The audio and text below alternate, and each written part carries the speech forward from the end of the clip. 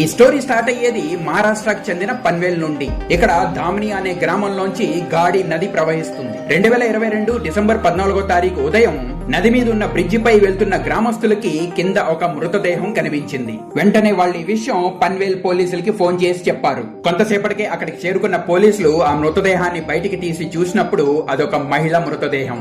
ఆమె ముఖానికి ఏమీ అవలేదు కాబట్టి అక్కడ ఉన్న వాళ్ళు ఆమెను చూసి ఆమె గ్రామానికి చెందినది కాదు అని పోలీసులకి చెప్పారు. ఆమెకి సంబంధించిన ఏమైనా దొరుకుతాయేమో అని పోలీసులు ఆ చుట్టుపక్కల వెతికారు. కానీ ఆమె వేసుకున్న బట్టలు ఇంకా శాండిల్స్ తప్ప ఆమెకి సంబంధించినవి అక్కడ ఇంకా ఏమీ లేవు.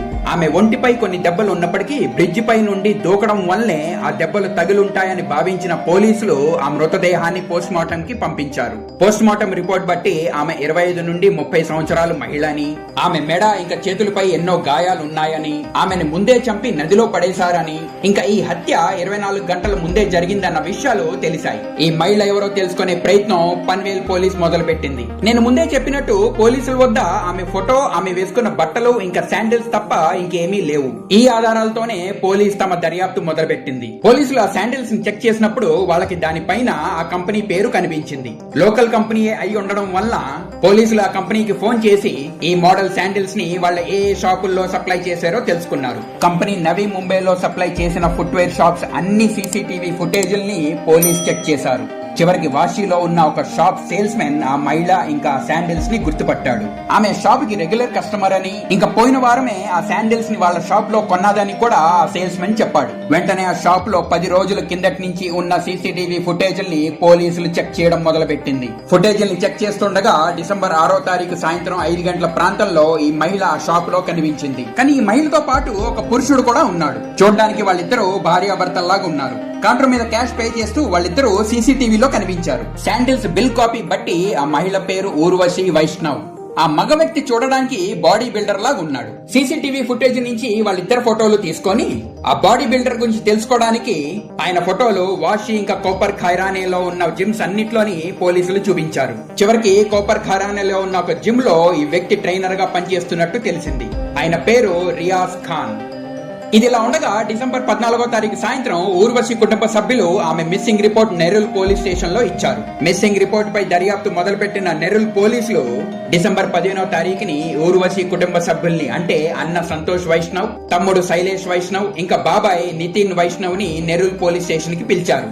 అప్పటికే అక్కడ పన్వేల్ పోలీసులు ఉన్నారు. నెరూల్ పోలీస్ స్టేషన్ కి చేరుకున్న ఊర్వశి కుటుంబ సభ్యులకి పన్వేల్ పోలీసులు ఊర్వశి ఫోటోని చూపించారు. ఫోటో చూసిన కుటుంబ సభ్యులు ఆమెని వెంటనే గుర్తుపట్టి ఆమె హత్యకి గురైందని తెలిసి తీవ్రమైన షాక్ కి గురయ్యారు. తర్వాత పోలీసులు రియాజ్ ఖాన్ ఫోటోని చూపించినప్పుడు ఆయన ఊర్వశి బాయ్ ఫ్రెండ్ అని కుటుంబ సభ్యులు పోలీసులకి చెప్పారు. ఎవరి మీదైనా అనుమానం ఉందా అని పోలీసులు అడిగినప్పుడు వాళ్ళకి రియాజ్ మీద అనుమానం ఉందని కుటుంబ సభ్యులు చెప్పారు. ఇంకా కనిపించకుండా పోక ముందు అంటే డిసెంబర్ 13వ తారీఖున ఊర్వశి రియాజ్ తోనే ఉందని, ఊర్వశి మిస్సింగ్ కంప్లైంట్ ఇచ్చినప్పుడు రియాజ్ కూడా వాళ్ళతో పాటు వచ్చాడు. కానీ ఆ తర్వాత వాళ్ళ ఫోన్లకి రియాజ్ రెస్పాండ్ అవ్వట్లేదని కూడా కుటుంబ సభ్యులు పోలీసులకి చెప్పారు. ఈ విషయం విన్న పోలీసులు రియాజ్ ని ప్రశ్నించడానికి డీనార్ లో ఉన్న ఆయన ఇంటికి వెళ్ళినప్పుడు రియాజ్ వాళ్ళకి అక్కడ దొరకలేదు. రియాజ్ కి ఫోన్ చేసినప్పుడు ఆయన మొబైల్ స్విచ్ ఆఫ్ చేసి ఉంది. పోలీసులకి రియాజ్ మీద ఇంకా అనుమానం పెరిగి ఆయన సిడిఆర్ అంటే కాల్ రికార్డ్ డేటాని చెక్ చేశారు. సిడిఆర్ చెక్ చేసినప్పుడు డిసెంబర్ 13వ తారీఖుని రియాజ్ ఒక నెంబర్ కి 15 సార్లు కాల్ చేశాడని బయటపడింది. ఆ నెంబర్ ని చెక్ చేసినప్పుడు అది ఇమ్రాన్ షేక్ అనే వ్యక్తిదని తెలిసింది. ఆ నెంబర్ కి ఫోన్ చేసినప్పుడు ఆ మొబైల్ కూడా స్విచ్ ఆఫ్ చేయబడి ఉంది. అయితే పోలీసులు రియాజ్ ఇంకా ఇమ్రాన్ మొబైల్ లొకేషన్ చెక్ చేసినప్పుడు డిసెంబర్ 13వ తారీఖున ఆ 2 ఫోన్స్ మృతదేహం దొరికిన చోటే ఉన్నాయని బయటపడింది. దాంతో ఈ హత్య ఇద్దరూ కలిసి చేసుంటారని పోలీసులు భావించి రియాజ్ తో పాటు ఇమ్రాన్ ని కూడా వెతకడం మొదలు పెట్టారు. వాళ్ళ 2 ఫోన్ నెంబర్లు ట్రాకింగ్ లో పెట్టి రియాజ్ ని ట్రాప్ చేయడానికి ఆయన ఇంటిపై 24 గంటలు నిఘా పెట్టారు. డిసెంబర్ 20వ తారీఖు అర్ధరాత్రి తన ఇంటికి వచ్చిన రియాజ్ ని పోలీసులు ఎట్టకేలకి అరెస్ట్ చేశారు. రియాజ్ దొరికిన గంట సేపటికే ఇమ్రాన్ కూడా పోలీసులకి దొరికిపోయాడు. వాళ్ళిద్దరిని పన్వేల్ పోలీస్ స్టేషన్ కి తీసుకొని వెళ్లి పోలీసులు తమ స్పెషల్ ఆతిథ్యం ఇవ్వడం మొదలు పెట్టారు. బాడీ బిల్డర్ అయిన రియాజ్ తట్టుకున్నాడు. కానీ ఇమ్రాన్ ఆ స్పెషల్ ఆతిథ్యం తట్టుకోలేక వాళ్ళిద్దరూ కలిసే ఊర్వశిని చంపేశారన్న నిజాన్ని కక్కేశాడు. ఇంకా చేసేదేం లేక రియాజ్ ఊర్వశిని ఎందుకు ఇంకా ఎలా చంపాడో పోలీసులకి మొత్తం చెప్పాడు.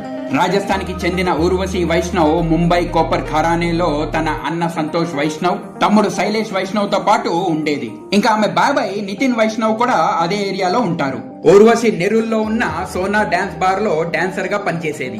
రియాజ్ ఆ బార్ లో కొన్నాళ్ళు బౌన్సర్ గా పనిచేశాడు. అక్కడ రియాజ్ కి ఊర్వశితో పరిచయం అయ్యింది. రియాజ్ జిమ్ బాడీ చూసి ఊర్వశి ఆకర్షించబడింది. కొన్ని రోజులకే వాళ్ళ స్నేహం ప్రేమగా మారింది. రియాజ్ గురించి పూర్తిగా తెలుసుకోక ముందే ఊర్వశి రియాజ్ తో అన్ని హద్దులు దాటింది. పెళ్ళవక ముందే వాళ్ళిద్దరూ ప్రేమ పేరిట చెలరేగిపోయారు. పెళ్ళవకుండానే వాళ్ళిద్దరూ భార్యాభర్తలుగా సహజీవనం అంటే లివ్ ఇన్ రిలేషన్షిప్ చేసేవారు. పెళ్ళవకుండానే రియాజ్ కి అన్ని సమర్పించుకున్న ఊర్వశి ఒకసారి గర్భవతి కూడా అయింది. అయితే రియాజ్ రిక్వెస్ట్ పైన ఊర్వశి అబార్షన్ చేయించుకుంది. కొన్ని రోజుల తర్వాత రియాజ్ కి ముందే పెళ్లైనట్టు ఊర్వశికి తెలిసింది. 1 కాదు 2 కాదు అప్పటికే 3 పెళ్లిళ్ళైన రియాజ్ తో ఊర్వశి లివ్ ఇన్ రిలేషన్షిప్ లో ఉంది. తనని మోసం చేశాడని ఊర్వశి రియాజ్ ని నిలదీసింది. ఆ సమయంలో వాళ్ళిద్దరి మధ్యలో పెద్ద గొడవ జరిగింది. ఊర్వశి రియాజ్ ని వదిలి వెళ్లిపోయింది. కానీ ఆమె ఆయన నుండి ఎక్కువ రోజులు దూరం ఉండలేకపోయింది. ఊర్వశి రియాజ్ ని మళ్లీ కలిసింది. వాళ్ళిద్దరూ మళ్లీ దగ్గరయ్యారు. మునుపటిలాగే వాళ్ళిద్దరూ మళ్లీ సహజీవనం మొదలు పెట్టారు.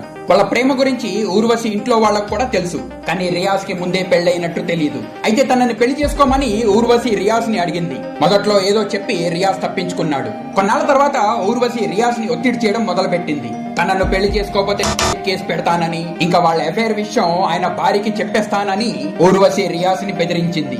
రోజు ఈ బెదిరింపులు ఇంకా ఒత్తిడి భరించలేక ఊర్వశిపై మోజు తీరిపోయిన రియాజ్ ఆమెని హతమార్చి వదిలించుకోవాలని అనుకున్నాడు. అదే సమయంలో రియాజ్ ఇంటి పక్కనున్న ఇమ్రాన్ షేక్ అనే వ్యక్తి రియాజ్ ని కొన్ని డబ్బులు అప్పు అడిగాడు. ఇమ్రాన్ ఒక కొరియర్ డెలివరీ బాయ్ గా పనిచేసేవాడు. అప్పటికే ఊర్వశిని హతమార్చాలని ప్లాన్ చేసిన రియాజ్ ఇమ్రాన్ కి డబ్బాస చూపించి ఈ పని చేయడానికి తనతో పాటు కలుపుకోవాలని అనుకున్నాడు. రియాజ్ ఇమ్రాన్ కి 50,000 రూపాయలు ఇస్తానని ఈ పని చేయడానికి ఒప్పించాడు. ఊర్వశిని ఆమె కారులో రోజు రియాజ్ సోనా డాన్స్ బార్ కి డ్రాప్ చేసి మళ్ళీ పికప్ చేసుకునేవాడు. 2022 డిసెంబర్ 13వ తారీఖు సాయంత్రం 5 గంటల ప్రాంతంలో రోజులాగే రియాజ్ ఆయన బైక్ ని ఊర్వశి ఇంటి వద్ద పెట్టి ఆమె కారులో ఊర్వశిని బార్ లో డ్రాప్ చేయడానికి బయలుదేరారు. రోజు వెళ్లే దారిలో కాకుండా ఏదో పని ఉందని రియాజ్ కార్ ని వేరే దారిలోకి తిప్పాడు. ఆ దారిలో ఇమ్రాన్ ని కూడా రియాజ్ కారులోకి ఎక్కించుకున్నాడు. నిర్మానుషమైన ప్రదేశం చూసి రియాజ్ వెనుకున్న ఇమ్రాన్ కి సైగ చేయగానే ఇమ్రాన్ తనతో తెచ్చుకున్న నైలాన్ తాడుని వెనుక నుండి ఊర్వశి మెడలోకి వేసి గట్టిగా ఉరివేశాడు. రియాజ్ ఊర్వశి చేతుల్ని గట్టిగా పట్టుకున్నాడు. కొంతసేపటికి ఊర్వశి చనిపోయింది. ఆమె కూర్చున్న సీటుని వెనుకకి చేసి బాగా చీకటి పడేంత వరకు రియాజ్ ఇంకా ఇమ్రాన్ ఊర్వశి బాడీతో పాటు అక్కడే కారులో కూర్చున్నారు. బాగా చీకటి పడిన తర్వాత పన్వేల్లో ఉన్న దామిని గ్రామంకి వెళ్లి బ్రిడ్జ్ పై నుండి గాడి నదిలోకి ఊర్వశి బాడీని రియాజ్ ఇంకా ఇమ్రాన్ పడేశారు. ఆ తర్వాత ఊర్వశి మొబైల్ ఇంకా ఆమె హ్యాండ్ బ్యాగ్ తీసుకొని ఆ చోటుని వదిలి వెళ్లిపోయారు. దారి మధ్యలో ఊర్వశి ఏటీఎం కార్డుతో 2 లక్షలు డ్రా చేసి అందులోంచి 50,000 రూపాయలు రియాజ్ ఇమ్రాన్ కి ఇచ్చాడు. ఆ తర్వాత అర్ధరాత్రి రియాజ్ ఊర్వశి ఇంటికి వెళ్లి ఆమె కార్ ని పెట్టి ఆయన బైక్ తీసుకొని వెళ్లిపోయాడు. ఊర్వశి ఇంటికి రాకపోవడం చూసి 14వ తారీఖు పొద్దున్నే ఆమె అన్న సంతోష్ ఆమెకు ఫోన్ చేసినప్పుడు ఆమె ఫోన్ స్విచ్ ఆఫ్ చేయబడి ఉంది. ఆ తర్వాత రియాజ్ కి ఫోన్ చేసి ఊర్వశి గురించి అడిగినప్పుడు ఆమె ఎక్కడుందో తనకి తెలియదని, ఇంకా ఆమె మొబైల్ కూడా స్విచ్ ఆఫ్ చేయబడి ఉందని రియాజ్ చెప్పాడు. ఊర్వశి కోసం ఆందోళన చెందిన ఆమె కుటుంబ సభ్యులు పోలీస్ స్టేషన్ కి వెళ్లి ఊర్వశి మిస్సింగ్ రిపోర్ట్ ఫైల్ చేశారు. ఏమీ తెలియనట్టు రియాజ్ కూడా వాళ్ళతో పాటు పోలీస్ స్టేషన్ కి వెళ్లాడు. ఆ విధంగా రియాజ్ గురించి ఏమీ తెలుసుకోకుండా గుడ్డిగా ప్రేమించిన ఊర్వశి దుర్మార్గుడైన ప్రియుడు చేతుల్లో దారుణమైన హత్యకి గురైంది. ఈ కేసు ఇప్పుడు కోర్టులో ఉంది. కానీ రియాజ్ ఇంకా ఇమ్రాన్ జైల్లో కాకుండా బెయిల్ పై బయట ఉన్నారు. ఈ కేసులో కోర్టుకి కావాల్సిన సరైన సాక్ష్యాలు లేవు. కోర్టు ఈ కేసులో ఎటువంటి తీర్పు ఇస్తుందో వేచి చూడాలి. మరొక రియల్ క్రైమ్ స్టోరీ వీడియోతో మీ ముందుకు వస్తాను. అంతవరకు సెలవు. జై హింద్, జై భారత్.